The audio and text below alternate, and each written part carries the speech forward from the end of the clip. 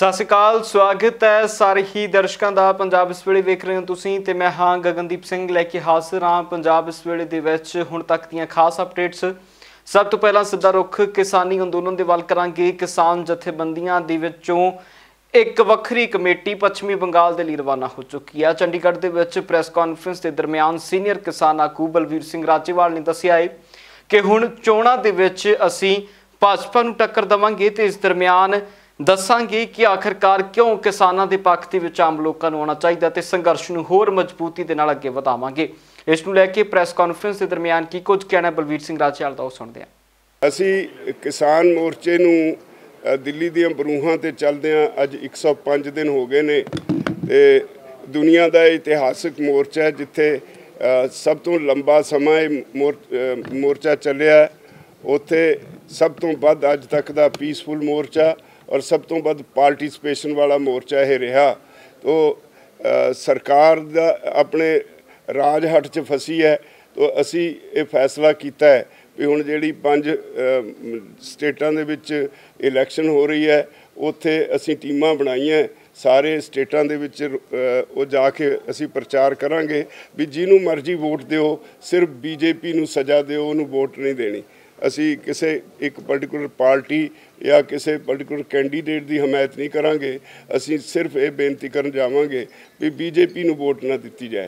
तो इहदे लई अज सर हरमीत सिंह कादियाँ, मैं सर गुरनाम सिंह उत्थों सीधे आउणगे एयरपोर्ट ते। असी अज कलकत्ते जावांगे ते कल नूं उत्थे एक रैली भी होएगी और असी 294 उत्थे हलके ने असैंबली दे 294 गड्डियां कल नूं हरी झंडी दे के हर हल्के च एक गड्डी लिटरेचर वंडण वास्ते किसान मोर्चे के संबंध उत्थों कल नूं असी उन्हां नूं तोरांगे सारे हल्किਆਂ ਦੇ ਵਿੱਚ ਤੇ जिथे हर रोज़ तकरीबन 3 ਤੋਂ 4 रैलियां एक ग्रुप एड्रैस करेगा। असी 4 ग्रुप बनाए है लीडर्स के, तकरीबन 12 रैलियां मिनीमम अलग अलग ਜ਼ਿਲ੍ਹਿਆਂ ਦੇ ਵਿੱਚ असी एड्रैस करांगे 4 दिन लई। फिर आसाम 2 टीमां जा चुकी हैं, कुछ बंगाल वालियां टीमां फिर उत्थे आसाम चलियां जाणगियां। असी केरला जावांगे। इस तरह जिद्दां जिद्दां जिहदी ड्यूटी जिथे लगी है सारे असी बीजेपी के विरुद्ध प्रचार करने लई उन्हां सारियां सूबिਆਂ ਵਿੱਚ जावांगे। उधर कांग्रेस पार्टी के वलों पंजाब के लुधियाना तो सांसद रवनीत बिट्टू नूं नेता विरोधी धिर के तौर के उत्ते पेश किया गया। जी हाँ, नियुक्त कर दिता गया है नेता विरोधी धिर के तौर के उत्ते पार्लीमेंट के विच। ते हुण इस चल रहे पार्लीमेंट सैशन के दरमियान रवनीत बिट्टू सारी कारगुजारी नेता विरोधी धिर की निभाउणगे। असी तो एक वर्कर, सब कुछ खत्म हो गया सी शहीद आजम सरदार बेअंत सिंह तो बाद कोई सियासत च नहीं सी, कोई कुछ नहीं सी। एक राहुल गांधी सी जिन्हें चक के इत्थे तक पहुँचाता। ये सब भुलेखे हुंदे आ की काबलीयत की नहीं आ। पर जदों अज 95 दिन हो गए, अज लगदा भी जिहड़े किसानां दे लई असीं बैठे सी 95 दिन एक फुटपाथ ते, एक मैं डिंपा जी, औजला जी, जीरा जी, लक्की जी, होर साडे अज सारियां दा सिर उच्चा हो गया भी असीं पार्टी भी समझदी आ। अज पार्टी भी समझदी आ भी ये MP साडे बैठे सी, जे ये फुटपाथ पर बैठे आ किसानों लिए, सरकार ने इन्होंने फुटपाथ पर मजबूर किया तो फिर कांग्रेस पार्टी उन्होंने कुर्सियां पर विराजमान करूगी। सब तो वड्डी कुर्सी ये इदू वड्डा फकर ते मान सत्कार की हो सकता किसान का ते पंजाबी का भी ते देश के किसान का। तुम समझ गए फर्क? देखो, अंतर देखो। ये आ वड्डी गल। बिट्टू बनना, कौन बनना, ये गल बहुत छोटी आ। बनना गल यह भी किसान का पुत एक पंजाबी बहना उत्थे, ये वड्डी गल आ। उदों बाद हुण मेरियां जिम्मेवारियां है जिहड़ियां वो मैनूं एहसास आ। जिम्मेवारियां कल्ला नारे लाउणा नहीं हुंदा। हाउस दे विच किस तरीके नाल जिहड़े MPआं दे करके मैं बणिया, वो MPs नूं सारियां नूं किवें प्रॉपर हर मुद्दे ते उन्हां नूं बुलाउणा, किन्ना टाइम वध तों वध मिले अपनी कॉन्स्टिट्यूएंसी, अपनी स्टेट, अपने सूबे की गल कर सकन। क्योंकि ये बजट सैशन आ, मेरे MP हर इशू ते चंगी तरह बिगाओ, डिसर्व करे, चंगे टाइम ते बोल सके। उधर किसान मजदूर संघर्ष कमेटी दे वलों लगातार 169 दिनों तो ਰੇਲਵੇ ਲਾਈਨਾਂ ਦੇ ਉੱਤੇ ਧਰਨਾ ਲਾਇਆ ਹੋਇਆ ਸੀ, ਜਿਸ ਧਰਨੇ ਨੂੰ ਅੱਜ ਸਮਾਪਤ ਕਰ ਦਿੱਤਾ ਗਿਆ। ਇਸ ਧਰਨੇ ਨੂੰ ਸਮਾਪਤ ਕਰਨ ਦੇ ਪਿੱਛੇ ਇੱਕ ਤਾਂ ਕਿਸਾਨ ਜਥੇਬੰਦੀਆਂ ਦੇ ਵੱਲੋਂ ਪਾਇਆ ਜਾ ਰਿਹਾ ਪ੍ਰੈਸ਼ਰ ਸਭ ਤੋਂ ਵੱਡਾ ਕਾਰਨ ਦੱਸਿਆ ਗਿਆ, ਕਿਉਂਕਿ ਬੀਤੇ ਦਿਨ ਉਹਨਾਂ ਦੇ ਵੱਲੋਂ ਪ੍ਰੈਸ ਕਾਨਫਰੰਸ ਵੀ ਇਸ ਧਰਨੇ ਨੂੰ ਲੈ ਕੇ ਕੀਤੀ ਗਈ ਸੀ ਕਿ ਇਹ ਧਰਨਾ ਹੁਣ ਚੁੱਕਿਆ ਜਾਣਾ ਚਾਹੀਦਾ ਹੈ ਤੇ ਸਿੰਘੂ ਦੇ ਵਿੱਚ ਚੱਲ ਰਹੇ ਧਰਨੇ ਨੂੰ ਮਜ਼ਬੂਤ ਕੀਤਾ ਜਾਣਾ ਚਾਹੀਦਾ, ਜਿਸ ਦੇ ਮੱਦੇਨਜ਼ਰ 169 ਦਿਨਾਂ ਤੋਂ ਬਾਅਦ ਕਿਸਾਨ ਮਜ਼ਦੂਰ ਸੰਘਰਸ਼ ਕਮੇਟੀ ਨੇ ਇਸ ਧਰਨੇ ਨੂੰ ਸਮਾਪਤ ਕਰ ਦਿੱਤਾ ਹੈ। ਦਿੱਲੀ ਕੁੰਡਲੀ ਬਾਰਡਰ ਜਿਹੜਾ ਮੋਰਚਾ ਚੱਲ ਰਿਹਾ 106ਵੇਂ ਦਿਨ ਵਿੱਚ ਸ਼ਾਮਲ ਹੋ ਗਿਆ। ਲਗਾਤਾਰ ਲੋਕਾਂ ਦੀ ਆਮਦ ਵੱਧ ਰਹੀ ਆ, ਲਗਾਤਾਰ ਲੋਕ ਵੱਧ ਕੇ ਆ ਰਹੇ ਆ, ਕਿਸਾਨ ਹੋਣ, ਮਜ਼ਦੂਰ ਹੋਣ, ਨੌਜਵਾਨ ਹੋਣ, ਆਮ ਜਨਤਾ ਹੋਵੇ। ਸੋ ਚੜ੍ਹਦੀ ਕਲਾ 'ਚ ਮੋਰਚਾ ਚੱਲ ਰਿਹਾ ਵਾ। ਇਹ ਤੋਂ ਗਾਹਾਂ ਜਿਹੜੇ ਖੇਤੀ ਦੇ 3 ਕਾਨੂੰਨ ਰੱਦ ਕਰਾਉਣੇ ਆ, ਸਾਰੀਆਂ ਫਸਲਾਂ ਦੀ MSP ਦਾ ਭਾਅ ਲੈਣਾ ਵਾ ਜਾਂ ਹੋਰ ਮੰਗਾਂ ਵਾ, ਇਹ ਮੰਗਾਂ ਦੀ ਪੂਰਤੀ ਤੱਕ ਸੰਘਰਸ਼ ਜਾਰੀ ਰਹਿਣਾ ਵਾ। ਅਸੀਂ ਲੋਕਾਂ ਨੂੰ ਅਪੀਲ ਕਰਦੇ ਹਾਂ ਵੀ ਉਹ ਕਾਰਪੋਰੇਟ ਘਰਾਣਿਆਂ ਦੀਆਂ ਵਸਤੂਆਂ ਦਾ ਬਾਈਕਾਟ ਜਾਰੀ ਰੱਖਣ, ਇਹ ਅਤ ਜ਼ਰੂਰੀ ਆ। ਸੋ ਗਾਹਾਂ ਜਿਸ ਕਿਸਮ ਦਾ ਵਾਢੀ ਦਾ ਸੀਜ਼ਨ ਆ ਰਿਹਾ ਵਾ, ਉਹਦੇ ਵਿੱਚ ਟਰੈਕਟਰ ਜਿਹੜੇ ਆ ਜ਼ਿਆਦਾ ਲੱਗ ਸਕਦੇ ਆ ਜਾਂ ਗਾਹਾਂ ਜਾ ਕੇ ਝੋਨਾ ਲਵਾਈ ਦਾ ਵਾ, ਤੇ ਇਸ ਕਰਕੇ ਜਿਹੜਾ ਆਪਣਾ ਜੰਡਿਆਲਾ ਗੁਰੂ ਦੇ ਵਿੱਚ 169ਵੇਂ ਦਿਨ ਵਿੱਚ ਰੇਲ ਰੋਕੋ ਅੰਦੋਲਨ ਪਹੁੰਚ ਚੁੱਕਾ ਵਾ। ਸੋ ਕਿਸਾਨ ਮਜ਼ਦੂਰ ਸੰਘਰਸ਼ ਕਮੇਟੀ ਦੀ ਸੂਬਾ ਕਮੇਟੀ ਨੇ ਇਹ ਫੈਸਲਾ ਕੀਤਾ ਵੀ ਉਹਨੂੰ ਝੋਨੇ ਤੱਕ ਵਾਪਸ ਲੈ ਲੈਣਾ ਵਾਪਸ ਹੀ ਅੱਜ। ਸੋ ਇਹਦੇ ਲਈ ਸਾਰਿਆਂ ਵੱਲੋਂ ਬਹੁਤ ਵੱਡਾ ਸਹਿਯੋਗ ਆਇਆ, ਵਪਾਰੀਆਂ ਵੱਲੋਂ, ਸਥਾਨਕ ਲੋਕਾਂ ਵੱਲੋਂ, ਹਰੇਕ ਵੱਲੋਂ, ਸਾਰਿਆਂ ਦੇ ਸਹਿਯੋਗ ਨਾਲ ਇਹ ਅੰਦੋਲਨ ਚੱਲਿਆ। ਤੇ ਇਹ ਅੰਦੋਲਨ ਜਿਹੜਾ ਵਾ ਗਾਂ ਆਪਣੀਆਂ ਗਾਂ ਜ਼ਰੂਰਤਾਂ ਨੂੰ ਦੇਖਦਿਆਂ ਹੋਇਆ, ਤੇ ਹਾਲੇ ਮੇਰੇ ਖਿਆਲ ਸਰਕਾਰ ਵੀ ਕੋਈ ਬਹੁਤੀਆਂ ਗੱਡੀਆਂ ਚਲਾ ਨਹੀਂ ਰਹੀ, ਭਾਵੇਂ ਤਰਨਤਾਰਨ ਵਾਲੇ ਪਾਸੋਂ ਗਰੇਲ ਚੱਲ ਰਹੀ ਸੀ, ਫਿਰ ਵੀ ਅਸੀਂ ਗਾਹਾਂ ਵੀ ਜਿਹੜੇ ਲੋਕ ਕਈਆਂ ਭਰਾਵਾਂ ਦਾ ਆਇਆ ਸੀ ਵੀ ਅਸੀਂ ਗੱਡੀ ਦੇ ਥਰੂ ਵੀ ਜਾਣਾ ਚਾਹੁੰਦੇ ਹੁੰਦੇ ਦਿੱਲੀ ਵਾਲੇ ਮੋਰਚੇ 'ਚ। ਸੋ ਇਹ ਤੋਂ ਗਾਹਾਂ ਦਿੱਲੀ ਵਾਲੇ ਮੋਰਚੇ ਨੂੰ ਹੋਰ ਮਜ਼ਬੂਤ ਕਰ ਲਈ, ਵੀ ਦਿੱਲੀ ਵਾਲਾ ਮੋਰਚਾ ਹੋਰ ਮਜ਼ਬੂਤ ਹੋਵੇ, ਇਸ ਮੋਰਚੇ ਨੂੰ ਹੋਰ ਡਿਵੈਲਪ ਕੀਤਾ ਜਾਵੇ। ਇਹਦੇ ਲਈ ਪੰਜਾਬ ਦੇ ਵਿੱਚ ਮਹਾਂ ਰੈਲੀਆਂ, ਕਨਵੈਨਸ਼ਨਾਂ ਵੀ ਕਰਾ ਰਹੇ ਹਾਂ, ਤੇ ਇਸ ਕਰਕੇ ਇਹ ਰੇਲ ਰੋਕੋ ਅੰਦੋਲਨ ਵਾਪਸ ਲਿਆ ਜਾ ਰਿਹਾ। ਤਾਂ ਸਾਰਿਆਂ ਦਾ ਧੰਨਵਾਦ ਆ ਵਿਆਪਕ ਪੱਧਰ 'ਤੇ, ਜਿਨ੍ਹਾਂ ਨੇ ਸਾਡੇ ਇਸ ਅੰਦੋਲਨ ਵਿੱਚ, ਚਾਹੇ ਦਿੱਲੀ 'ਚ ਅਸੀਂ ਸੰਘਰਸ਼ ਕਰਤਾ ਹੋਵੇ, ਚਾਹੇ ਰੇਲ ਰੋਕੋ ਚਲਾਇਆ ਹੋਵੇ, ਚਾਹੇ ਸੜਕਾਂ ਜਾਮ ਕੀਤੀਆਂ ਹੋਣ, ਚਾਹੇ ਵੱਡੀਆਂ ਰੈਲੀਆਂ, ਕਨਵੈਨਸ਼ਨਾਂ, ਮਹਾਂ ਰੈਲੀਆਂ ਕੀਤੀਆਂ ਹੋਣ, ਜਿਸ ਪੱਧਰ 'ਤੇ ਹਰੇਕ ਤਬਕੇ ਦਾ, ਸ਼ਹਿਰੀ ਦਾ, ਦੁਕਾਨਦਾਰਾਂ ਦਾ, ਵਪਾਰੀ ਦਾ, ਹਰੇਕ ਵਗਰ ਦਾ, ਮੁਲਾਜ਼ਮਾਂ ਦਾ, ਨੌਜਵਾਨਾਂ ਦਾ, ਹਰੇਕ ਨੇ ਸਹਿਯੋਗ ਦਿੱਤਾ। ਉਧਰ ਦੇਸ਼ ਭਰ ਦੇ ਵਿੱਚ ਲਗਾਤਾਰ ਮਹਾਮਾਰੀ ਦੀ ਦੂਜੀ ਵੇਗ ਪੂਰੀ ਤੇਜ਼ੀ ਦੇ ਨਾਲ ਵੱਧ ਰਹੀ ਹੈ, ਜਿਸ ਨੂੰ ਲੈ ਕੇ ਸਾਰੇ ਪਾਸੇ ਸੰਸਥਾਵਾਂ ਅਤੇ ਸਰਕਾਰ ਦੋਹੇ ਚਿੰਤਤ ਨੇ, ਤੇ ਇਸ ਵੇਗ ਨੂੰ ਰੋਕਣ ਦੇ ਲਈ ਵੱਖ-ਵੱਖ ਤਰ੍ਹਾਂ ਦੇ ਪ੍ਰਬੰਧ ਪੂਰੇ ਮੁਲਕ ਦੇ ਵਿੱਚ ਹੋ ਰਹੇ ਨੇ।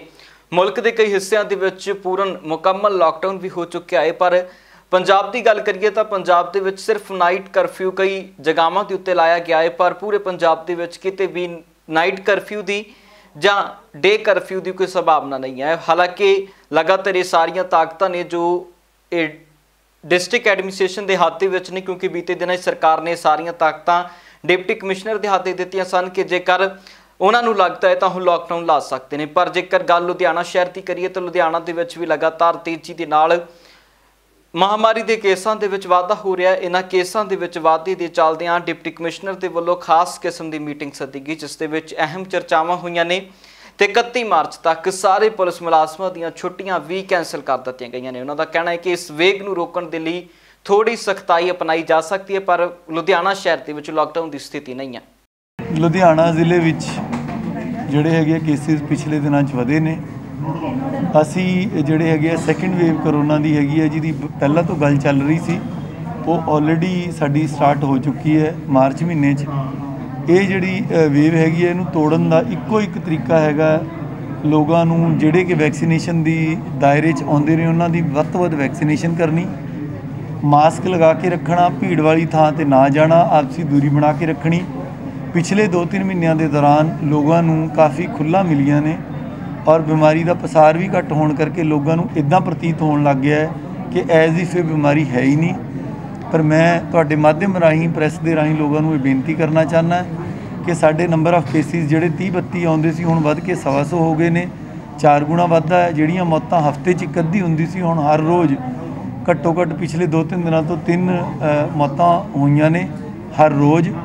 ਔਰ 8-9 ਲੋਕ ਜਿਹੜੇ ਆ ਕੰਟੀਨਿਊਸਲੀ ਵੈਂਟੀਲੇਟਰ ਤੇ ਚੱਲ ਰਹੇ ਆ। ਕੋਈ ਚੰਗਾ ਸ਼ਗਨ नहीं है। इसी बिल्कुल असी मास्क के खिलाफ असी एक मुहिम चलाई हुई है। ਜਿਹੜੇ ਬੰਦੇ ਮਾਸਕ ਨਹੀਂ ਪਾ ਕੇ ਘੁੰਮ ਰਹੇ ਉਹਨਾਂ ਦੇ ਅਸੀਂ ਚਲਾਨ ਕਰ ਰਹੇ ਹਨ।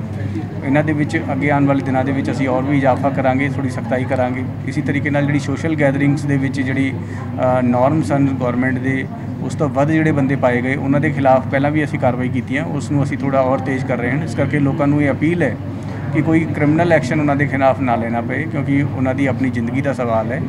इस थोड़े जी चीज़ां हैगियां जिन्होंने जी आप फॉलो करांगे तो आप इस बीमारी के नाल बेहतर तरीके नाल मुकाबला करने में सफल हो सकते हैं।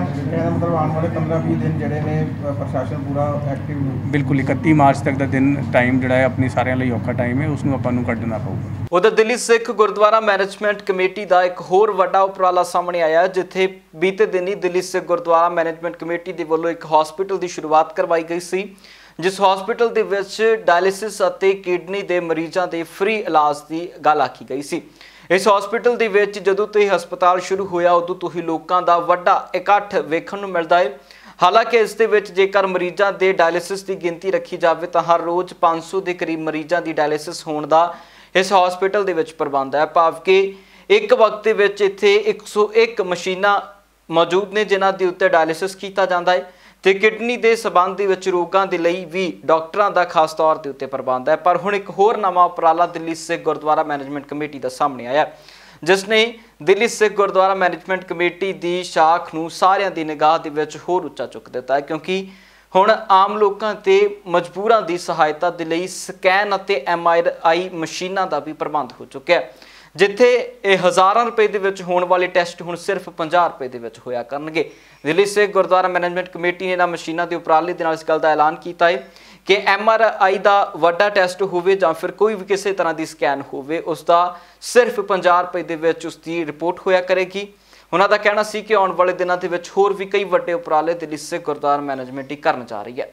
ਜਿਹੜੇ ਲੋਕ ਸਾਨੂੰ ਅੱਤਵਾਦੀ ਕਹਿੰਦੇ ਖਾਲਿਸਤਾਨੀ ਕਹਿੰਦੇ ਨੇ ਉਹਨਾਂ ਨੂੰ ਟੁਕਵਾ ਜਵਾਬ ਆ, ਤੁਸੀਂ ਕੁਝ ਕਰ ਨਹੀਂ ਸਕਦੇ, ਇਸ ਕਰਕੇ ਈਰਖਾ ਕਰਦੇ ਜੇ ਸਾਡੇ ਤੋਂ, ਨਫ਼ਰਤ ਕਰਦੇ ਜੇ ਸਾਡੇ ਤੋਂ। ਨਫ਼ਰਤ ਨਹੀਂ, ਮੁਹੱਬਤ ਸਿੱਖੋ, ਸੇਵਾ ਸਿੱਖੋ। ਅੱਜ ਉਹਨਾਂ ਲੋਕਾਂ ਨੂੰ ਪਤਾ ਲੱਗ ਗਿਆ ਕਿ ਆਉਣ ਕੌਣ ਅੱਤਵਾਦੀ। ਅਸੀਂ ਉਹ ਅੱਤਵਾਦੀ ਹਾਂ ਜਿਹੜੇ ਇਹੋ ਜਿਹੀਆਂ ਮਾਨਵਤਾ ਦੀਆਂ ਮਸ਼ੀਨਾਂ ਲਾ ਕੇ ਲੋਕਾਂ ਨੂੰ ਬਚਾਉਂਦੇ ਆ। ਅਸੀਂ ਉਹ ਲੋਕ ਨਹੀਂ ਜਿਨ੍ਹਾਂ ਨੂੰ ਬਦਨਾਮ ਕਰਕੇ ਅੱਤਵਾਦੀ ਔਰ ਵੱਖਵਾਦੀ ਦੱਸਦੇ ਨੇ। ਮੇਰੇ ਵੀਰੋ, ਅਸੀਂ ਕੇਵਲ ਔਰ ਕੇਵਲ ਲੋਕਾਂ ਨੂੰ ਜਾਨ ਦਾ ਦਾਨ ਦੇਣ ਵਾਲੇ ਲੋਕ ਹਾਂ। ਇਹ ਮਸ਼ੀਨ 'ਚ ਜਦੋਂ ਕੋਈ ਪਊਗਾ ਉਹਦੀ ਗੁਰੂ ਸਾਹਿਬ ਸਹਾਈ ਹੋਣਗੇ। ਜਦੋਂ ਸਾਡੇ ਡਾਇਲਿਸਿਸ ਸੈਂਟਰ ਕੋਈ ਜਾਊਗਾ 3 ਦਿਨ ਦਾ ਸਾਹ ਲੈ ਕੇ ਆਊਗਾ, ਗੁਰੂ ਸਾਹਿਬ ਸਹਾਈ ਹੋਣਗੇ ਔਰ ਉਹਦੀ ਸੇਵਾ ਦੇ ਅੰਦਰ ਉਹਦੀ ਬਿਮਾਰੀ ਜਿਹੜੀ ਉਹ ਬਿਮਾਰੀ ਤੋਂ ਮੁਕਤ ਹੋਊਗਾ। ਸੋ ਸਾਨੂੰ ਬਦਨਾਮ ਕਰਨ ਵਾਲੇ ਲੋਕਾਂ ਨੂੰ ਚੰਗੇ ਕੰਮ ਦੇਖ ਕੇ ਸੋਚਣ ਦੀ ਲੋੜ ਆ, ਨਾ ਕਿ ਈਰਖਾ ਭਾਵਨਾ 'ਚ ਆ ਕੇ ਨਫ਼ਰਤ 'ਚ ਆ ਕੇ ਸਾਡੇ ਖਿਲਾਫ ਮਾੜਾ ਬੋਲਣ। ਕੋਈ ਗੱਲ ਨਹੀਂ, ਦੇਖੋ ਅਸੀਂ ਤਾਂ ਕੁਛ ਕਤਾਰ ਨੂੰ ਤਾਂ ਅਸੀਂ ਰੋਕ ਨਹੀਂ ਸਕਦੇ। जिन्ने टैसट रोज़ हो सकणगे 25 हो जाण 30 हो जाण 40 हो जाण, असीं सारे करांगे। असीं किसी नूं मना नहीं करते, लेकिन हुण कतार दा तां मेरे कोल हल नहीं हैगा। मैं तो ये कर सकदा है कि जिहड़ा भी आएगा फर्स्ट कम फर्स्ट बेसिस पे ऑनलाइन रजिस्ट्रेशन कराएगा ਉਹਦੀ वारी आ जाऊगी। तो देखिए, ये है हमारी सीमेंस की गोनाउ machine. It's the latest machine. तो ये इसमें फुल्ली हमारा जर्मन बेस्ड टेक्नोलॉजी है। तो हमने इसको मशीन को ऑपरेट करने के लिए वायर्ड, वायरलेस, कंसोल, इन सारी जगह से हम इस मशीन को ऑपरेट कर सकते हैं। जो भी पेशेंट की स्कैनिंग होगी, पेशेंट का जो भी प्रोटोकॉल्स और जो सिलेक्ट होंगे वो सब कंसोल से होंगे, और जो पेशेंट की स्कैनिंग होगी वो इधर से होगी। जब पेशेंट का जिस बॉडी पार्ट को हमें स्कैन करना होगा, हम उस बॉडी पार्ट को टेबल से एडजस्ट करके हम उसको सिलेक्ट कर लेंगे, और जैसे ही टेक्नीशियन उसको प्रोटोकॉल को गो करेगा तो उस बॉडी पार्ट की स्कैनिंग हो जाएगी, और जो भी इमेजेस आएंगी वो वहाँ पे पोस्ट प्रोसेसिंग में वो इमेज आप पेशेंट को दे सकते हैं। जितने भी कार सेवा चल रही है, गुरुद्वारा बाला साहब हॉस्पिटल बंगला साहब, गुरुद्वारा रकाबगंज साहब जोड़ाकर, गुरुद्वारा शीशगंज साहब लंगर हाल मोती बाग, ये सब बाबा बचन सिंह जी कार सेवा वालों संगतां दे सहयोग नाल, गुरु बख्शन साहब की कृपा नाल और दिल्ली सिख गुरुद्वारा प्रबंधक कमेटी के सहयोग नाल कराई जा रही है। ये निरंतर 1976 तो चल रही है कार सेवा, इस तरह चलती रहेगी गुरु की कृपा नाल ही। सारा संगतां दे नाल ये कार चलते हैं। गुरुद्वारा कमेटी जो सेवा लिख के बाबा जी नूं देंदी है वो बाबा जी निरंतर जारी रखते हैं। उस कार्य नूं पूरा करके संगतां नूं ते दिल्ली सिख गुरुद्वारा प्रबंधक नूं सौंप दिंदे ने। पंजाब इस वेले दे विच फिलहाल इन्ना ही। फिर मुड़ हासिल हुंदे आ नवीं ते ताज़ा अपडेट्स नाल। तद तक लई मैनूं दिओ इजाज़त। बहुत बहुत धन्नवाद।